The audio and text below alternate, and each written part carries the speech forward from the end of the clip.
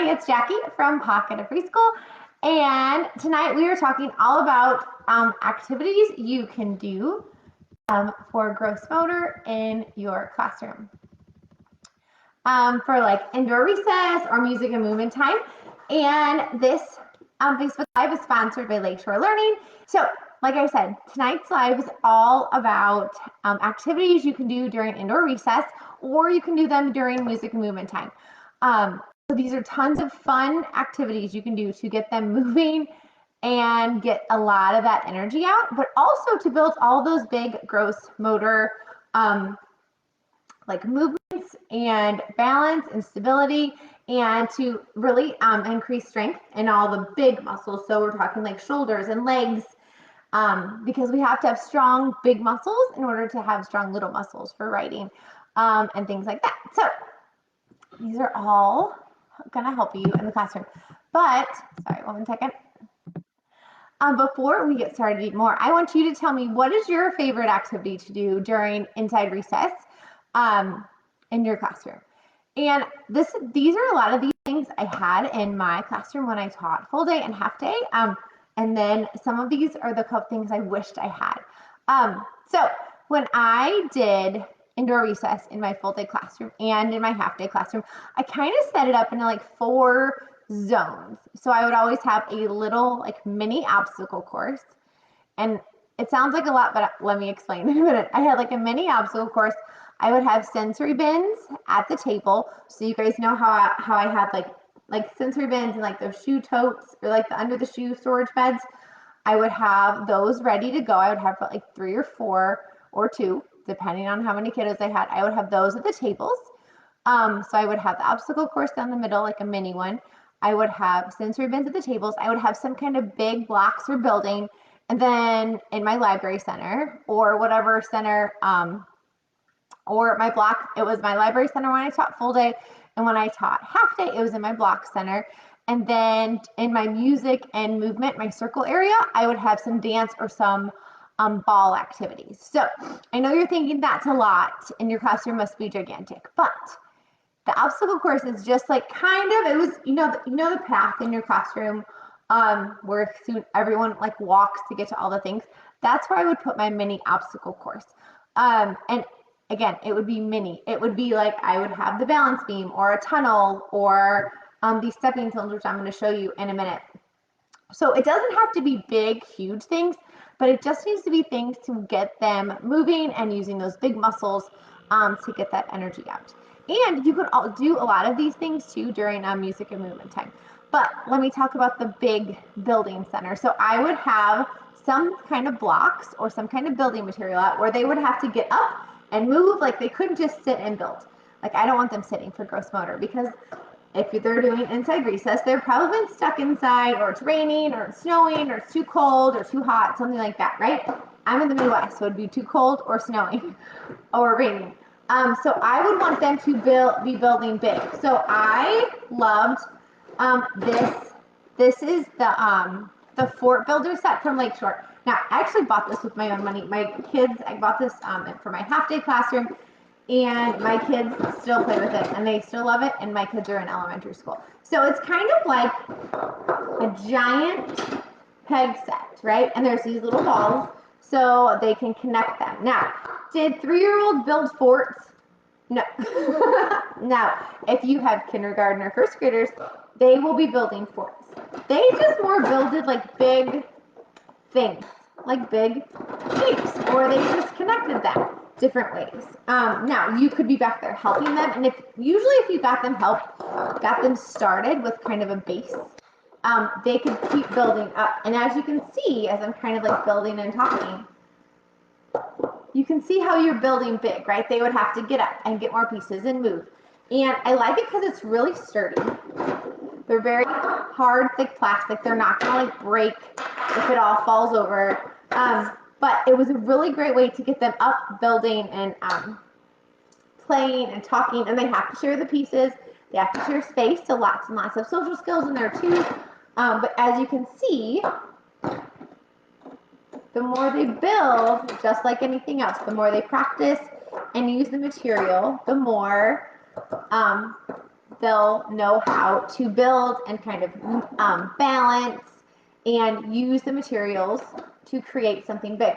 Now, if you have the activity scarves in your classroom, these are really fun to put with the, okay, I don't have a, this isn't balanced over here. Hold on one second. So you have to build kind of a little bit of a strong base. There we go. So I just have like a square on the ground. And then, so even if they're building something small, but look how much fun it is to add, can't see you anymore, the scarves to it. So you can see how they could add windows, or they could just drape them and hang them. And again, it's just something fun they can do. They can twist it around. But again, we just want them up and building with big things during indoor recess. So these were perfect. And as you can see, they kind of fall, but they haven't, I think I've had one break in like, I think I've had these like 5-6 years. And like, that's it.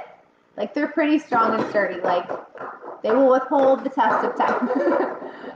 And as they're building with these, they're also doing lots of sciencing skills because they have to balance and they have to engineer and figure out how they connect, how they balance. If they put this piece over there, how can they twist this ball to make sure the next pipe or pole goes in? And if this one is up, do they need something to balance it? Do they need another piece over here? Are they making shapes? Does it look like a square? All of those things. So these are really great, and these are called the fort builders. And again, the first couple times you use them, they're going to be kind of tricky to use. Not tricky, but they won't be building a lot of big, huge things. But the more they build with them, the more background knowledge and the more they figure out how to use them. They will be building bigger and bigger things. And again, these fun activity scarves are really fun to use with them. Okay, so these are I would put these out in my big, like, building section. Now, if you also have, like, any, like, those giant pattern blocks, or you have, like, those, the Duplo blocks are great, or those really, really big, I don't know what they're called. They're just the really, really big blocks. Again, I want them building and moving and having to get up and stretch and put them on the very, very top. You could also use cups too, so they can build big cup towers too. So this is what I would put in my, this was the most favorite, their students' favorite thing that I would put in like the big block section for indoor recess. And again, those are the fort builders. Now, I've said obstacle course, and I know you're thinking, Jackie, I do not have room in my classroom for an obstacle course. If you have a path, and I would say my obstacle courses sometimes are like 6 feet long. They're not huge because one, if you get too many things going, it gets crazy and out of control, and then they're having to wait a long time to go through it. So here's some of the things I would put in my obstacle courses that would be simple to do. So these, like, step and balance sensory stones, these are perfect. And the first couple times you have indoor recess, you want to do it super, super simple. Because again, they're going to be learning a new routine. So you want to make it super, super simple. Have like the fort builders out and maybe the stepping stones. And then maybe you'll have the scars at circle time, which I'll talk about in a minute. And then you'll have the sensory bins out, and that's it. And my students, I would always let them move about freely through the different kind of like movement centers, I guess I had. If they wanted to switch, they could move and they'd go through obstacle course once and then go play in the sensory bins. And then maybe they want to go dance, and then maybe they want to do the obstacle course again. And then they can do that. So it's really an open-ended play or open play. So these sensory stones are great because you can see they're rubber, they come inflated, they're very bumpy. So they could either hop, obviously you would spread them out a little bit more. And there's also a blue one and a yellow one. So you can put them out a couple different ways. So you can put them out in a straight line, like this, and they could either walk on them, or you could have them hop over. Or you could put them out in a line and see what they want to do. And say, you can either hop, or you can walk on them, or you can step over them. And they're probably, honestly, going to kind of do a combination of both, right? Because they're tricky to balance on, because it's going to be These are great for building that core and making all their muscles work together. Now you could also put them out kind of stagger, so that the way they could step, so they would go step, step, step, step, step, step, step. So they could like kind of walk across them. So you can put them out a couple different ways. So these would be really fun to put out just as that obstacle course, right? Now, so that would be one day you could do those. And these are called the sensory step and balance stepping stones. Now you could also put out, these are the movement activity maps. You guys, there's a bunch of these. Like I'm talking a bunch, like this isn't, there's a couple more over here.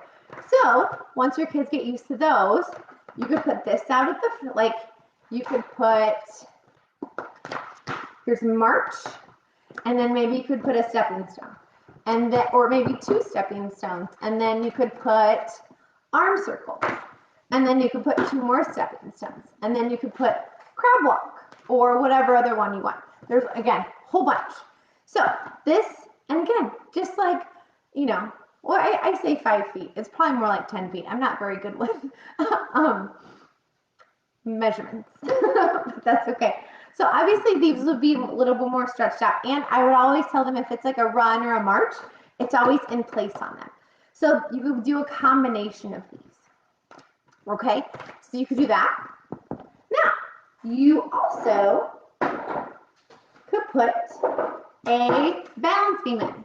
Now, when I taught full day, and I was in a high school, so we didn't really walk down to the gym a lot because there was kids in the gym doing gym class because we were in high school. So we a lot of times had to do inside recess in our classrooms.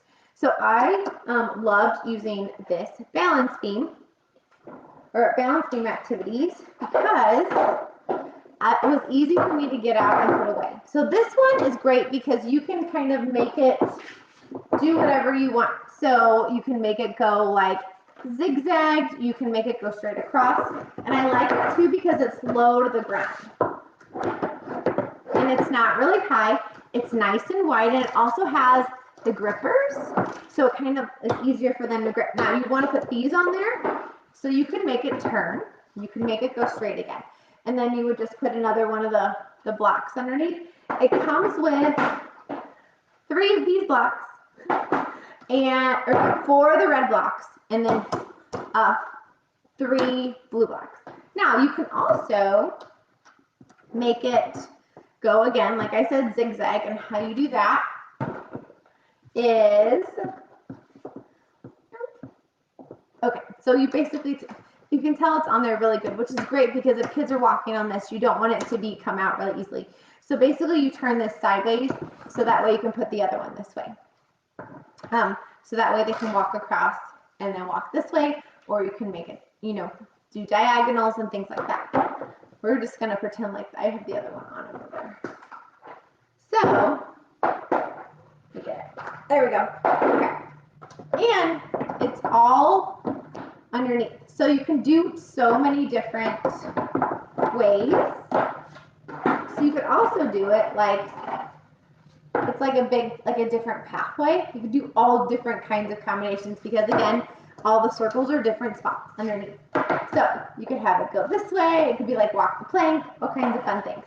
Now, I know you're thinking a balance beam, kind of boring, right? It'll get old. But again, the first couple times you have it out, they're just walking across because they're getting used to the activity, right? And then that's when you can turn it and have it move it different ways. And then they could also, this is really fun, you could add bean bags to it. So these are the shaped bean bags. So what you would do is they would walk across and they have to bend down and pick it up. And then they have to keep walking, they'll bend down and pick it up. And they're going to keep walking and bend down and pick it up. So now they have to walk and then balance down, pick it up, and they have to walk and balance and pick it up. And you guys, it's so tricky, and it's really great for their core and for their legs. And again, both sides of their bodies are working together, they're crossing the midline, all of these great things just by having a super simple balance beam. And because it's really low to the ground, if they fall off, or they lose their balance, they're really, really close to the ground. Like it's that far, so it's not really far. So you could put bean bags on them. You could make it move different ways. You could mix it up and do like that. So you could do walk across the beanbag, and then 2 walk on the stepping stones, and then you could have walk across the beanbag, and then 2 more stepping stones, because these you can put together in pieces. You could do walk across the balance beam, stepping stone, and then a movement activity, and then keep going. And then maybe at the end they're going to throw a beanbag in like a tub or something like that. So again, so many activities, and you can mix them up and do so many different things with them. So we're going to move this down. Down to the ground it goes. All right, so I showed you about the little obstacle course. Now, you can also use a tunnel, like Lakeshore has a tunnel that sometimes kids, you just put a tunnel, and I like to put a piece of tape at the end of the tunnel, in the front of the tunnel, so I'll say, okay, you have to see the person pop up and out of the end of the tunnel before you can cross the line and go. Oh, I forgot about this. So you can also use tape. Like let's say you want to have them go on 2 stepping stones, and let's say, and obviously there's a whole bunch of different ones.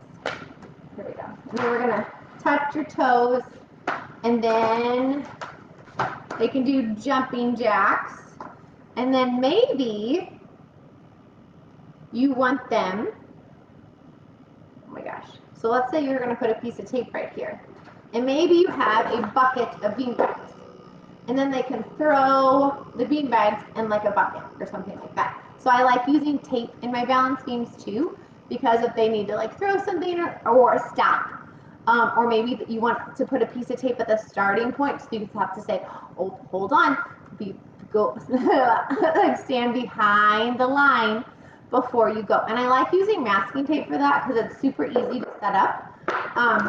Because if you were like me, when I taught half day, the obstacle course had to be inside my classroom, so I had to set it up, and the students, while the students were right there, so I didn't have time to like pre-plan or pre-do the activity. I would say, okay, everybody, I'm going to turn on some music. Oh, let me tell you this. So this is how I would set it up. So I would turn on the music and say, okay, everybody's going to dance while I get all of the gross motor room stuff set up. And I would get the little obstacle course set up. I would grab the tubs and put those on the tables, the sensory tubs. I would have the whatever big building material I would have and put that out. And then they were all dancing, and I could put this out super, super quick. Now, once you get to do it a bunch, if it's cold and snowy a lot or raining a lot where you live, the kids will also help you put it out. Or maybe you can say, okay, I need 2 helpers today, and pick 2 friends, and they can help you put these out. Or whatever it is, say, okay, we're going to use stepping stones and these tiles for the obstacle course. Can you guys make one yourselves? And then they can make one too. So that's really, really fun too. So that is the obstacle course. And again, they can change it out. It can be so much fun. Okay, now let's talk about the dance part. So there's so many things you can do. But for indoor recess, because I want it to be kind of free play, I don't want it to have to be a lot of like teacher directed time. I would a lot of times during music and when in the dance party part is I would do that a lot different than my music and movement. My music and movement time during the day would be a lot of following directions or listen to the song and do what the song says. Like if it's like a like animal action, the animal action song will tell you to move different ways, and you have to listen to the song and do it. So I'm going to show you first how I do gross motor indoor recess dance stuff, and then I'm going to tell you how I would do it during circle. So 2 different things, kind of 2 different objectives, because I want it to be more open-ended for gross motor indoor recess, because they need time to just do what they want, right? It needs to be kind of more a free choice play. So one thing you can do is I would love to play kids box songs because they're really fun, they're upbeat, and they're just a lot of fun. So you could put these out all over your room, and they can just hop over them, and they can just do whatever they want with them. They're great because they're rubber on the bottom, so they'll stick if you have carpet or tile. They'll kind of like not move. But you can just put these all over, and they can just kind of dance around them. Maybe they'll jump on them, jump over them, kind of do whatever they want with them. So that's one thing you could do. Another thing you could do for the dance part or movement, you could put out these activity scarves. And literally, I keep them in a bucket just like this, right by my circle time and my music and movement stuff. And if I'm doing gross motor, I would say, okay, today you guys, we have these activity stones all over, and we have the scarves if you want to dance with them. And they can dance with 2, they can dance with 3, 4. Obviously, we need to share and make sure whoever's dancing has enough, but they can do whatever they want with them. Or they can not dance with them too. But I would always kind of give 2 options. Now, maybe you don't want to do the activity stones one day. And say, okay, today for the dance and circle, I'm gonna play Kids Bop songs, and we have 2 things out. We have the scarves out, and we have bean bags, because maybe they want to throw and catch the bean bag. Maybe they want to play catch with their friend with the bean bags. Maybe they want to put this across the room, and maybe they're gonna throw it in the bucket. Totally up to them. Maybe they're gonna walk around and balance it on their head. Again, totally open-ended, because it's kind of an indoor recess situation, right? We want them to do kind of whatever they want. So that way it's more open-ended. So those are 2 options. Another option you could do, and this was, I would say, their favorite thing to do. So indoor hockey. Now, I'm not crazy, and I don't give them actual hockey sticks. So I would go to the dollar store, and I would grab a pool noodle, and I would just cut it in half. And now they have hockey sticks, because if they whack each other in the head or their body, it's not going to hurt, right? So we have pool noodles for hockey sticks, and then we have balls. Now, these are the little 6-inch balls from Lakeshore. They come in a pack of 6. They come like this, so you do have to blow them up. They're super easy to blow up because they're tiny, and they're 6-inch ball. And then the goal would be, oh my gosh, I'm gonna knock this over. Woo! The goal would just be the basket. So there would be no teams. They literally would just be I would put all the balls out, and they would just be trying to use the hockey sticks to play hockey and get them in the net. Now, are the balls going to bounce all over the classroom? A little bit, yes. The first couple times you play it, they're going to bounce more than normal because they're going to just try and figure it out. Now, we always have a no high sticking rule, so they can't go like this and whack it. The sticks have to stay, I always say, below your belly button. And we say try and not, hit it, break things, basically. So once they get used to it, they'll hit it appropriately. Now, we'll get a little crazy sometimes, yes, but it is so much fun to do that. Now, if you wanted to, you could also do this without the pool noodles to do soccer. Now, I don't suggest these for soccer. I would suggest using like a beach ball or some kind of like foam ball for that, because they will go all over the place. But you guys, it's okay. They would just be beach balls or foam balls, and they would have a blast. And again, they're getting all their energy out, and they're having so much fun. Now, one kid can be the goalie, or they don't have a goalie. There's really no teams. They're just all kicking and hitting all the balls to try and get it in the goal. Okay? Now, let's say you don't want to do hockey one day, or they did it yesterday. And we all know if they get bored during indoor recess, behavior problems occur, right?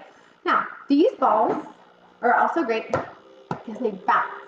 Now, how many times are a lot of our playground with mulch, there's not a lot of time for them to bounce and catch a ball, which is also a really great gross motor skill, is to bounce it and catch it, bounce it and catch it. So you could just put out all the balls and say, today we have out the scarves and we have out the balls, so you guys can bounce and catch them.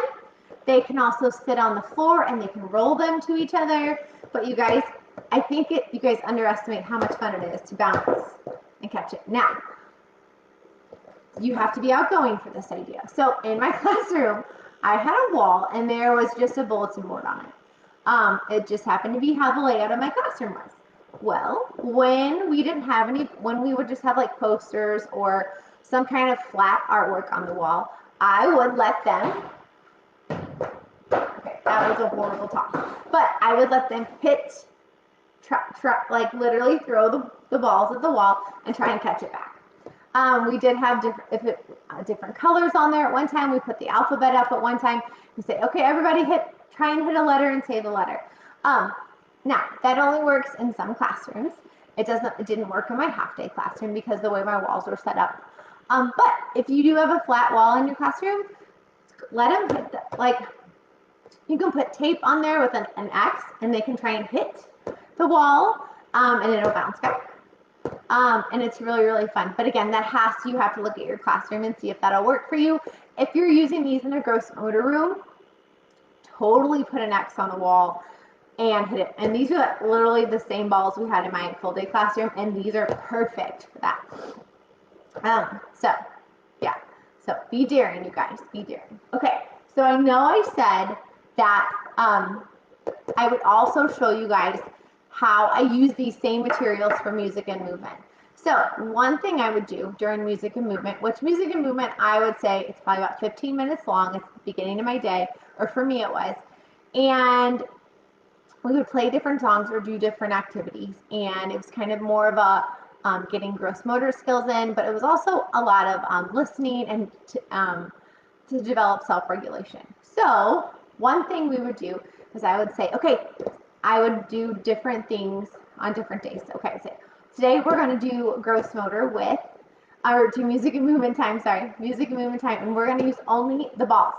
So I would say, okay, I'm going to play a song, and I would just play, you can play nursery rhyme songs, or you can do kids bop songs, whatever you want to do. And I say, okay, for this song, we're going to all bounce the ball and catch it. And then for that next song, they all bounce the ball and they catch it, bounce it, and catch it. No. And then when the song was over, I said, okay, when the song is over, everybody hold your ball. I said, okay.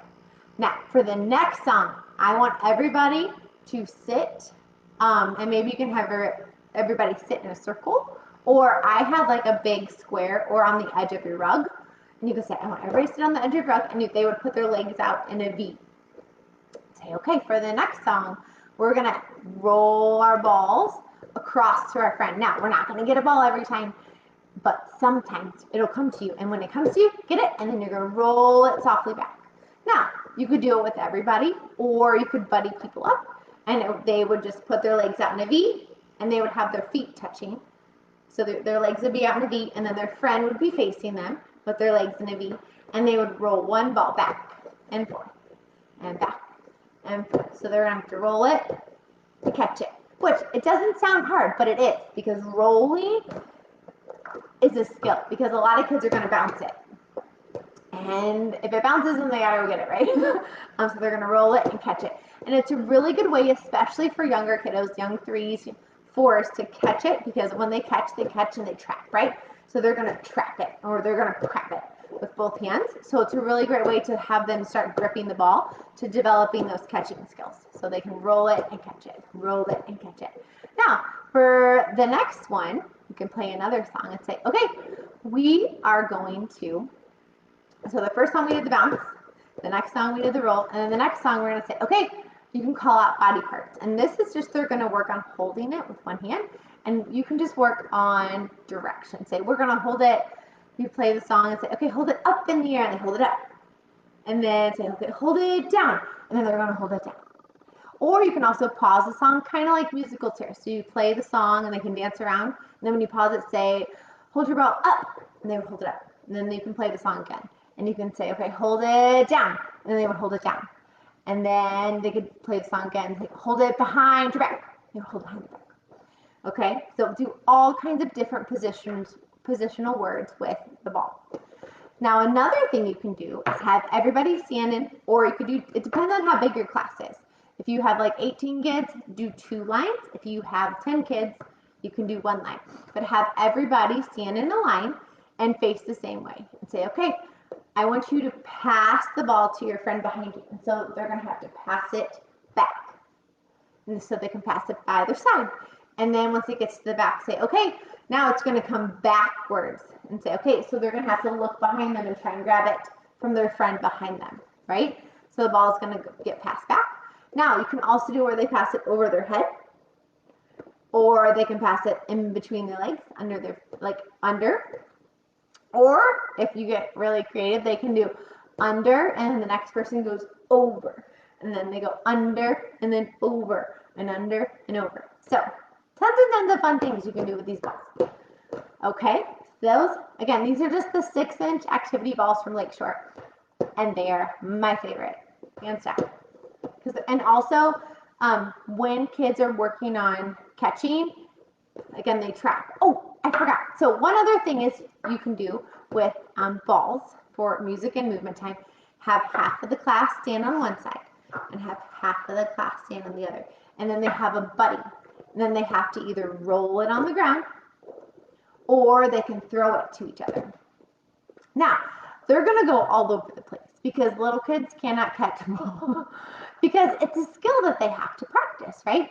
And it's a skill that they probably may not be practicing a lot because, especially if it's cold or like a lot of kids don't have balls in the house because what happens? Like it hits things and it breaks things. So it's a skill that's really important for us to practice in school because they just don't unless they play baseball or t-ball a little bit, right? So they're going to throw it. So they have to practice aiming at their friend. And then the person's going to catch it. Now, the first stage is to trap it, right? They're going to grab it like this, and they're really just going to trap it. They're kind of catching it with like all of their body. They're going to catch it with like their chest and their elbows, and it'll kind of be in their arms. And then they'll kind of just trap it in, and then it'll get closer and closer. And then they'll catch it in still with their hands, and then eventually they'll catch it out. But the other person throwing it also has to be a pretty good aim too at the same time, which is tricky. But don't be afraid to use these in their classroom because I use them in my classroom a ton, and I don't think, knock on wood, anything really ever got broke. Did stuff get knocked down? Yes, but it was okay.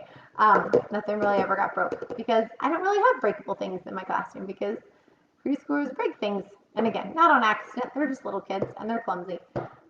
So do music and movement, and you can do a whole day just using balls. Now, another day, you could use scarves. So, give everybody a scarf.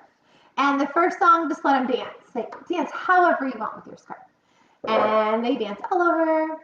Now, the next song, maybe you want to say, okay, it's going to kind of like be musical chairs again. So you're going to play a song for a little bit, and then you're going to pause it and say, say up. Now, these scarves are really fun. So you don't have to do it always like musical chairs. So you could say, okay, everybody dance it with it up. And maybe they can dance. And you guys, they can be skipping all over music and movement or your circle area. They can be skipping and dancing all around. You can say, okay, shake your scarf up. You can say, okay, or dance with your scarf low, and they'll be dancing with it down the ground. And when they're dancing with it down the ground, their also body would be really low, right? So which means they're using a lot of their leg muscles and a lot of their core, and they're making their shoulders down, so they're having to move something, right, with their body crotch down or like lower to the ground. So then that's working their upper shoulders. You could also say, okay, dance with it in the middle. Okay, dance with it fast, and then dance with it slow. So you can do all different things with these scarves. And then another fun thing to do is to have them dance with a buddy. So one person holds this side, and the other person, you would hold this side, right? And then they can do back and forth. They can do individual arms. They can go up. They can go down.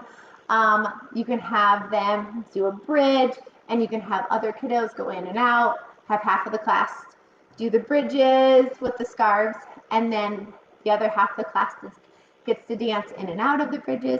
Tons and tons of things you can do with scarves. Now, also on the Lakeshore website, they also have a CD. Now, I know I'm old school, but these CDs they have to use with scarves are awesome. I don't have it right now, but I had it when I taught full day, and it was a really great CD. So, if you want more stuff to do with scarves, then you can also grab that CD. Next, so we got scarves, we did balls. You could also do these beanbags. So there are beanbag songs. I'm sure you can look them up on YouTube. And I think there's a beanbag CD too. But you could also just do it with regular music. So these come in shapes, which are great. They come in circles, triangles. So you can give every kid a beanbag. And then you can say, okay, I'm going to give you a beanbag and hide it in your lap.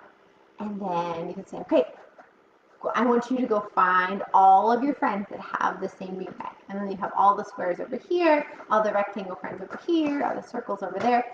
Now, you could also make shapes with these to match your beanbag. And you can just put them like inside of a hula hoop or on the ground, and they can throw them and sort them. So obviously they would be like in hula hoops, or you can even use the backs of these just so they kind of had like a marker spot. And they would have to throw them and match them. Now, would they land in the same spot? Probably not. They'd probably miss, but that's okay. So they can throw them. You can, again, give everybody one, and you can say, okay, put these out in the middle. Say, okay, I want everybody to throw their beanbag on the shape that matches, and they can throw it. Or we can say, okay, I want all the friends who have triangles, throw your triangles in, and they would throw. And then have all the friends who have squares, throw your squares in, and they would throw. Now, you can also do things like balancing. Balancing with beanbags is really, really fun, and it's really, really tricky. So play a song, and they can balance it on their head. And the trick is you can't touch your beanbag. So they have to hold it on their head, and they have to balance it, and they have to walk around. And the kids love this. They have such a blast. And they can also balance it on their shoulder. So now what are we doing? We're working on labeling body parts, and we're working on balance and coordination. So sneaking in a little bit of science in there. You can say balance it on your wrist, because a lot of kids don't know where their wrist is. Balance it on your elbow, on your hand, on your belly, and they're going to lean back and try and walk around with it on their belly. You can say balance it on their back, and a lot of them will lean over and hold it on their back. Balance it on your knee, and a lot of them will just put it in between their knees and kind of like walk around like a penguin on their foot. So again, tons and tons of things you can do with the beanbag. Now, you can also say, okay, we're going to play a song, and I want you to just throw and catch your beanbag to yourself. So, just throw it and catch it. It doesn't sound like a very engaging activity, but you guys, you're having them throw something. Like, that is so much fun for them. So they're going to throw it and catch it. Throw it and catch it. And again, they're going to at first be catching it where? Right in here. They're going to throw it and catch it. Throw it, catch it. They'll catch it with their body. And then eventually they'll start catching it with their hands.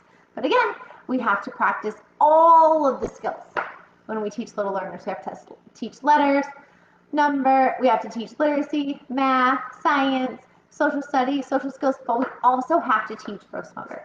So I love using all of these things, again, during music and movement and during indoor recess, because we have indoor recess, right? It's inevitable. So we can make it fun. So I hope this helped you guys, and I hope this gives you guys a lot of ideas on things you can do during music and movement and indoor recess to sneak in some of those gross motor skills. And also, a lot of these things you can also take outside with you on the playground, but I'm going to be honest, a lot of these things I kept inside just for indoor recess. So that way when we did have indoor recess, it was special and fun, and it wasn't something they played with a lot on the playground.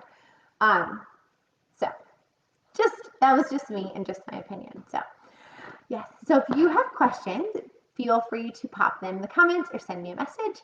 But again, all of the links to all the things, so I'll go over all the things again. So we had, these are the step and balance activity stones. And again, all the links are up there.